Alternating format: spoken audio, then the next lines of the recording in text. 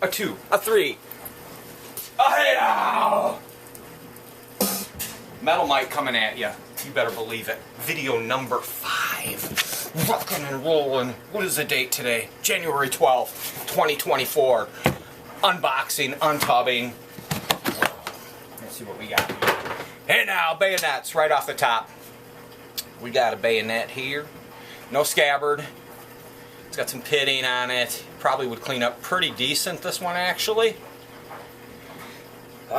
You know, I don't know a lot about bayonets. I basically know German bayonets. This is a crazy one in insane relic condition. This is broken off here and it's just all rust.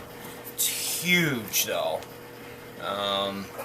It's such a relic piece. I mean, this relic. What does relic mean, right? I used to, when I'd list things on eBay, I'd say relic. And they go, what does that mean? Well, it's like pretty much ground dug. It's like digging something out of the ground. That's what condition that's in. I couldn't see a maker's mark on either of those two. And I don't have my magnifying glass with me. But here's another one. This one, the blade is just beat to shit, completely rusted, pitted out. There's almost like cement someone used to mix with it. Rounded point. The handle, though, is actually really okay. It's got wooden grips like the other one. Very similar bayonets. And this one's not broken off there. It's just... So what I'll have to do is research on these. And this one is just dull. I'm feeling that right now. I mean, it's as... There's nothing there as an edge. Maybe up here. No, it's just basically a slab of steel. This one almost has an edge to it. We got one more relic. This is the same type of bayonet as that last one I showed you here. And there probably are maker's mark on here. There is on this one. I can see it. This one's pretty decent. The tip is not rounded. No scabbard on none of these. All relic. They're going to be interesting pieces for eBay. We're going to let them fly on there, that's for sure. I'll be putting them on soon. You know, that's the best way to do it with something like this. This one is, it's got the maker's mark, and that helps so much. And I'll put these on at 99 cents and let them fly. Whatever they bring, they bring. Okay, so we got some vintage football cleats here, high tops, leather. Sadly, I think they're rotted here. It's cracked. They could definitely be cleaned up. Missing one spike, sadly, right here, but at least there's the screw end of it, so it looks vicious. My gosh, when I was young and a kid, we used to go to the thrift stores, me and my mom. I could get stuff like this all the time. I had these ones that had these huge chunks of metal that stuck out, and I used to wear those when we would play football with our Itzas in the 1970s, 80s. The horror the other kids must have felt. Here's something, an old stained German, I believe it's a post office bag. You know, it's all stained to shit. Years ago, I used to have this hanging when I lived in a trailer over the air conditioner. It's a heavy canvas bag, you know. I'll probably bring that to the shop. Let that sucker fly there. Okay, what do we got here? Looks like we have some World War I or World War II pants. Relatively nice condition, if you can see. Not too bad. I'm not seeing any moth holes in these. And they're kind of a decent size, kind of big. There's a little staining to them. Right here, not too bad. Not huge value. But always what you want to do is with these old military items, if you're not familiar with dealing with them anyway, because everybody knows this kind of stuff. Well, not everyone. That's why I guess I want to tell you. Sometimes you can find a maker's tag inside the pockets. So you gotta look. And that's always nice. I'm not seeing anything on these as though I'm really doing a really intricate search here. Usually you can find them within a couple seconds. I'm not finding any markings on this. And I don't want to waste too much time. But that always helps if you can find a tag. Sometimes in an inside pocket. Alright, what do we got here rolled up? Oh, we got a Boy Scout. We got a Boy Scout hat stuck in a military, like Ike, small tunic. Nice little side cap. Boy Scouts. Medium-sized hat. You know, it's got a nice little patch on it. It's clean, so you know that's an eBay piece, 99 cents. Let it fly. Be lucky if it brings 99 cents. If it brings anything more, you can just skip and dance everywhere and just be so stoked. Here I have a tunic with some medals on it. It says carbine. I don't know I don't know American medals. I can recognize a lot of German World War II. It's got a nice patch on the side here. I'm not seeing another symbol here. It's got I don't know what this piece of felt and a little metal here, and it says God, have my eyes gone that bad? Yup, they have. You better watch it. Be careful, y'all. I used to have the best eyes. I mean, I could see anything, read anything so tiny. This has got a zipper on it, so this is custom. Custom. I usually don't see zippers on these. And if I do, I'm spacing it. And here comes the heater. It's brutally vicious out today. Okay, so we got a tag, and this will tell me a lot as far as year. Patent date 24th May 46. April 50, so Korean War, I would assume making an ass out of you and me. And then we got, what do we got here? What is this, man? It's another little tunic. Let me unfold this sucker. This one looks different. This has got a cap too.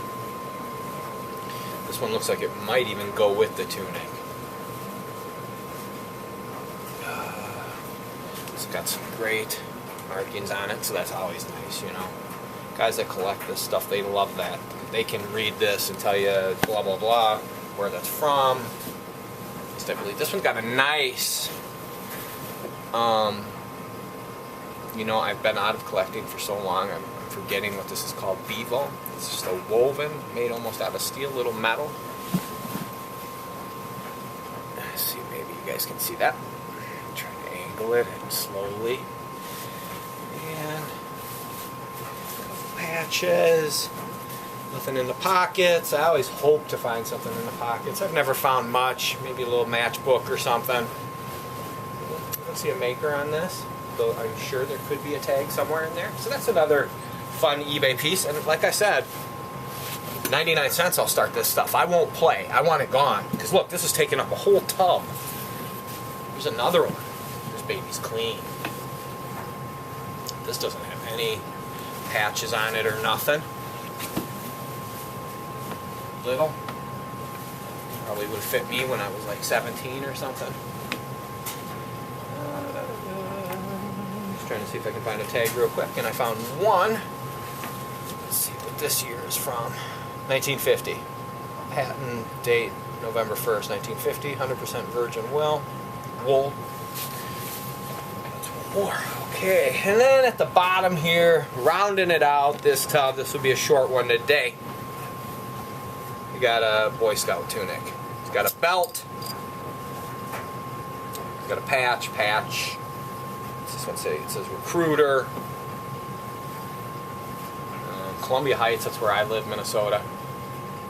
Cool stuff. And this is kind of neat, just for fun. I think there's pants with it, yes. Belt. But there's something in this pocket. Let's see what it is, huh? And I have not seen this before. And if I did, it was so many years ago, I don't remember. Oh, this is cute as hell. It's so rad. So, Boy Scout, right? So it's a little map. And you probably, hopefully you can see it. It says pond and north. It's probably camp. But then on this side, he's got the streets in the area that I live here. All written down. 40th, 39th. That's where I live. This is insane. Oh my God. Oh, nuts. So this Boy Scout uniform, I remember now that I get it, I'm looking at the map, I'm like, wait a minute, that's my house. And then I looked up because I have we're the second owners of our house. This house was built in 1954. And I got the owner's name up here, the gentleman, a business tag that he had from his desk that I found when I was cleaning. When we bought this house, it was filled.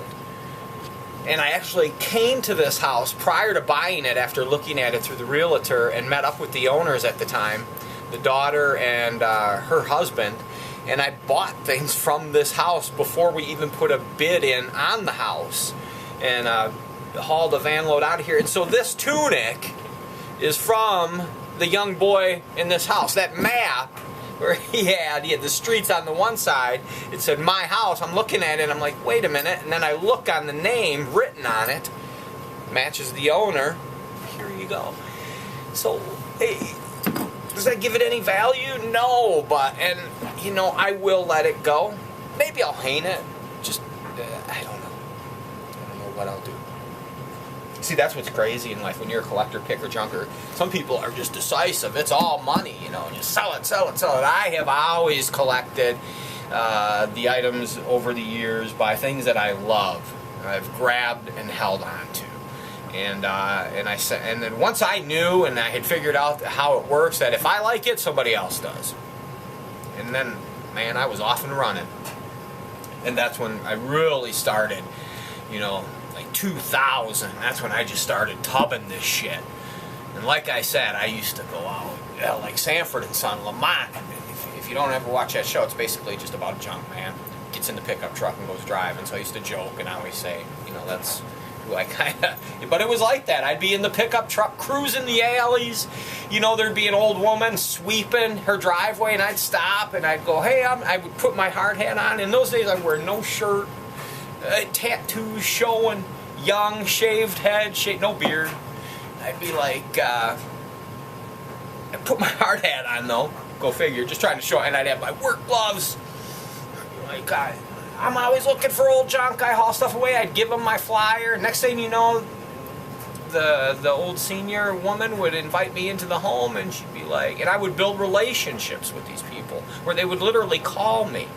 Or I could just stop by and go, do you got anything you want hauled away today? And so typically, you know, I had to take a lot of it to the dump, but I would get the good with the bad. You know, there were some things that I could hustle and sell and put food on the table for the family and collect and just continue to build to the point now where, you know, I'm going through these tubs and I'm really trying to clear out.